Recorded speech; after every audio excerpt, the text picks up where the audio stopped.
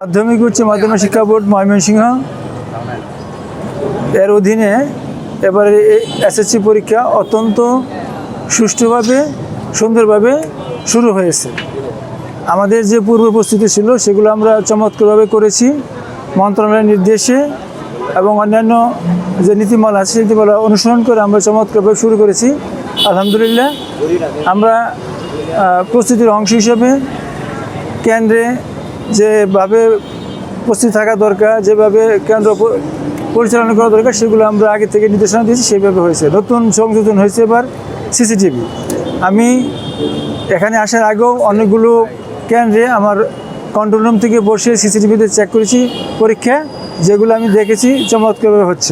প্রশ্ন ফাঁসের ক্ষেত্রে এখানে যে বিষয়গুলো থাকে প্রশ্নপত্র প্রণয়ন, মুদ্রণ, পরিবহন এবং বিতরণ, এই সকল পর্যায়ে সরকারের পক্ষ থেকে এবং আমাদের পক্ষ থেকে সর্বোচ্চ সতর্কতা অবলম্বন করা হয়েছে এবং যে সকল গাইডলাইন অনুসরণ করা হয়েছে আশা করছি প্রশ্নপত্রে ফাঁসের কোনো সুযোগ থাকবে না, যাতে সুষ্ঠুভাবে হয় এবং শিক্ষার্থী যাতে যথাযথভাবে ন্যায় বিচার পায় সেই জন্য সর্বোচ্চ সতর্কতা অবলম্বন করে তারই অংশ হিসাবে খাতা পুনর্নিরীক্ষণের ব্যবস্থা থাকে।